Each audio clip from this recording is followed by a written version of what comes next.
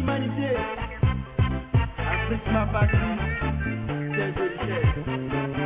Peuple africain, unissons-nous pour le développement de notre continent.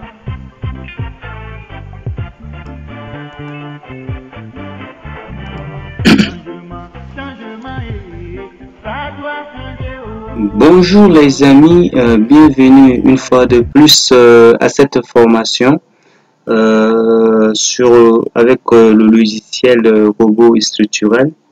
Donc cette fois-ci, cette formation va consister donc à la modélisation d'un pylône autoportant. Les pylônes, ce sont donc des structures bien sûr en acier, constituées donc des treillis et autres.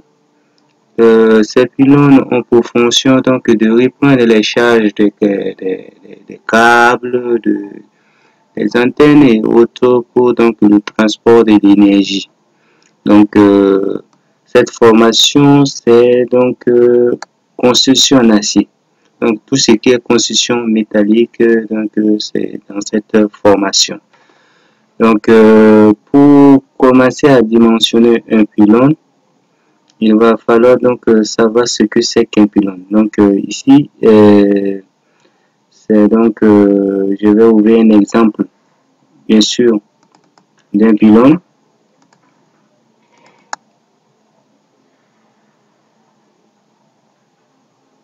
Voilà, donc les pylônes sont donc bien sûr des ouvrages comme ça qui permettent donc de reprendre ces câbles pour le transport de l'énergie, de l'électricité et autres.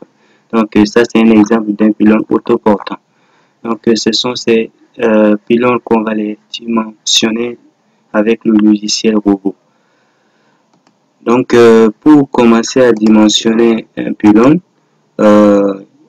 il faut donc mettre en place certaines hypothèses. Donc c'est pourquoi j'ai d'abord commencé par dessiner la forme, un peu la forme de mon pylône sur AutoCAD. Donc ces dimensions que vous voyez ici, certains on ne prend pas comme ça au hasard, on les calcule.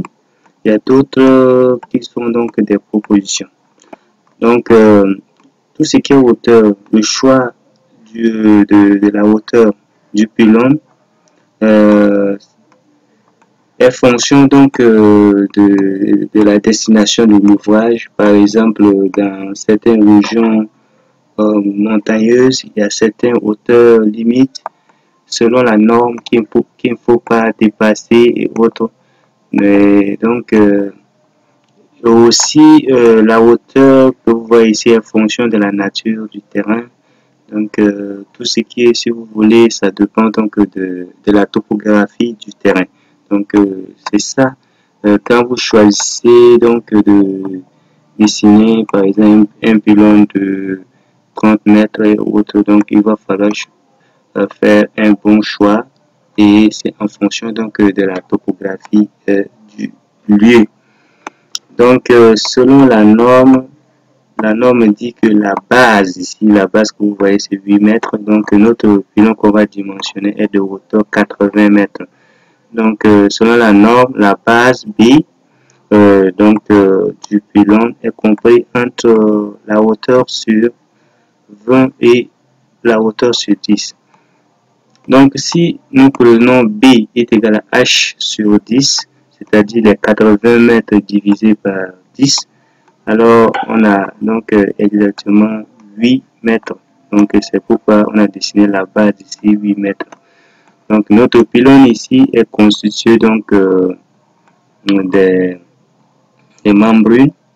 Donc ces membrures, on va donc supposer par exemple avec les cornières de 110 x 110 x 12. Bon, les pylônes généralement c'est pas avec des grandes sections, mais bon, de toutes les façons, même si la section est petite, quand on va lancer les calculs, on va toujours les optimiser. Ici donc c'est des contreventements principaux. Également on va faire avec les cornières de 80 x 80 x 6 Et il y a les triangulations ici.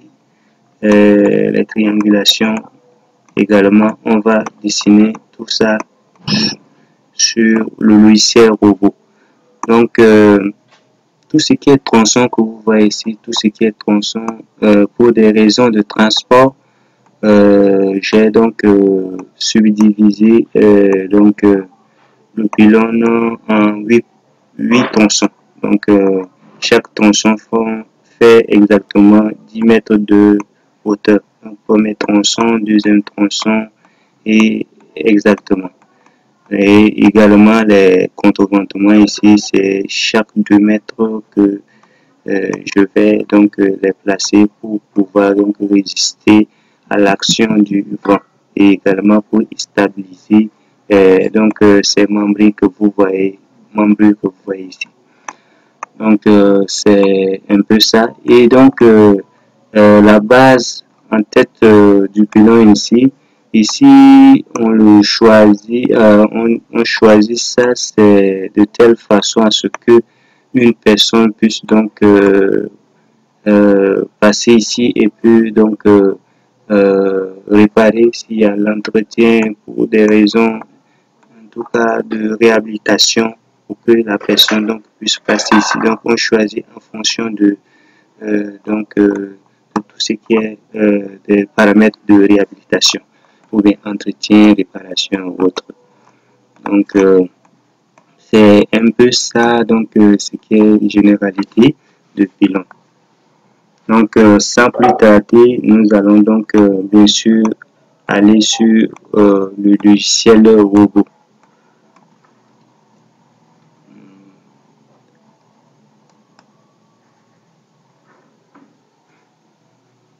Voilà, donc ici on va créer un nouveau dossier, on va ouvrir un nouveau projet. Donc les pylônes, ici on va donc choisir étude d'un projet portique spatial. Bon, quelquefois les gens également utilisent ça, mais bon, ce qui est bien c'est d'utiliser ça, faire étude d'un portique spatial.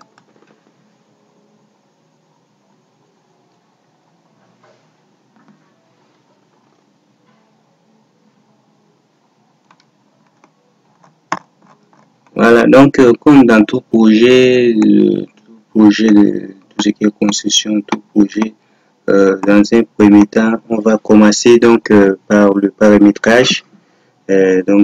Paramétrer tout ce qui est matériaux de construction, tout ce qui est unité.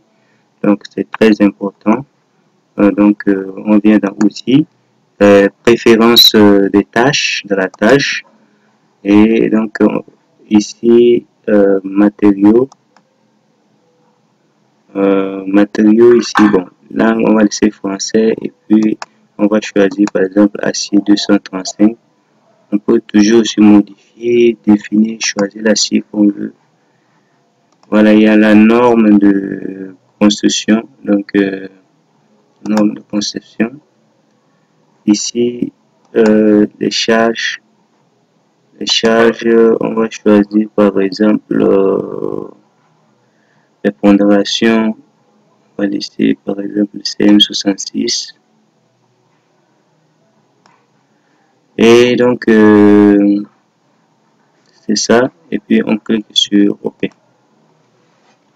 Donc, on va commencer donc par la définition de nos lignes de construction. Donc, on clique ici. On donne le nom de ligne de construction. Par exemple, c'est ligne,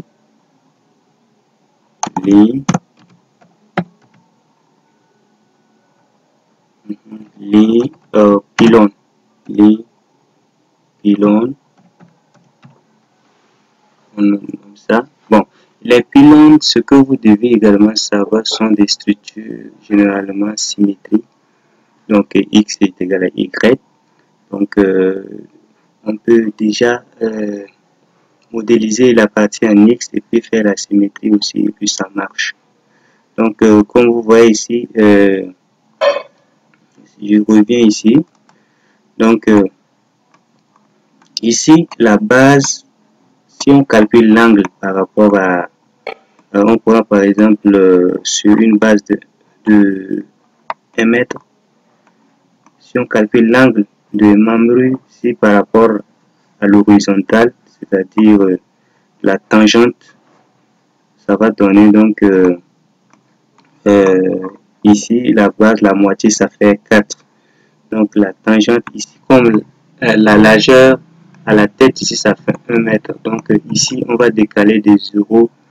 L'axe ici, on va décaler de 0,5. Décaler de 0,5. Donc la tangente, ça va donner donc 3,5 sur 80. Donc on va trouver la tangente alpha qui va donner donc 3,5 sur 80. Donc alpha ici, ça va donner, si vous calculez, vous allez trouver 2,51.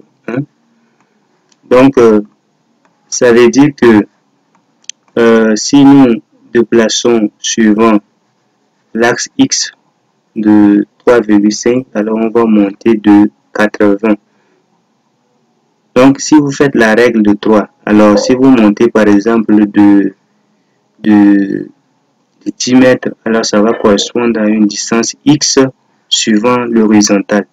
Donc si vous faites la règle de 3, vous allez voir que par exemple si vous montez de 10 mètres, alors vous allez donc déplacer horizontalement de 0,4. Si vous montez de 20 mètres, vous allez déplacer horizontalement de 0,8, ainsi de suite. Et si vous montez de 30, vous allez donc déplacer horizontalement de 1,2, etc. Donc ça veut dire que la base ici, on va diviser ça par 8 fois x. Donc ça veut dire que ça, on va donc diviser par 20. Donc si on divise par 20, on va trouver 0,4. Donc ça veut dire que ici, suivant x, le déplacement c'est 0,4. Donc 0,4 x est égal à 8. Donc vous allez voir que le x là est égal à 20 fois. Donc 0,4, comme le déplacement suivant x est 0,4, alors 0,4x est égal à 8. Donc vous allez trouver x est égal à 20. Donc en x, le déplacement c'est 0,4 et puis on va répéter ça là 20 fois. Et suivant y, comme j'avais dit, c'est symétrie, on va également faire pareil. Et puis la hauteur z ici, c'est la distance, ça fait 10 et puis on va répéter 1, 2 jusqu'à 8 fois. Donc on va revenir dans le robot. Donc suivant x, l'espacement ça fait 0,4 et on va répéter ça là 20 fois. Donc on ajoute y, on va, c'est symétrique, donc c'est 0,4 et on va répéter ça 20 fois. On ajoute et suivant y, la distance ça fait 10 mètres et on va répéter ça 8 fois et on ajoute. Donc suivant x ici, on va changer par exemple 1, 2, 3 et puis y, on va changer ça. Bon, pour y, on va mettre les valeurs. Voilà, donc ici, la moitié de 8, ça fait 4. Donc vous venez ici, par exemple, sur x, la moitié, ça fait 4. Donc quand vous déplacez 4, voilà, 4 c'est ici. Donc ici, vous double-cliquez. Vous double-cliquez pour donner un nom. Voilà.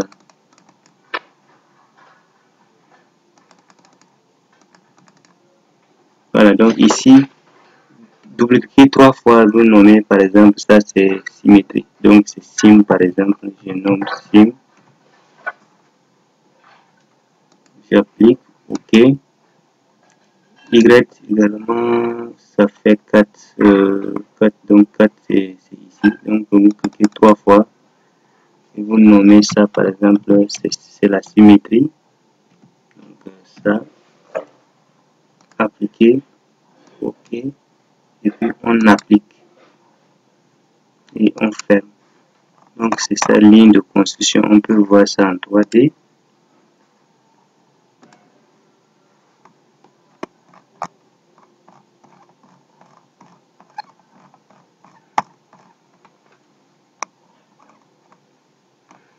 Voilà, donc c'est un peu ça la ligne de concession. Et donc ciao pour la deuxième partie et donc la modélisation des membres.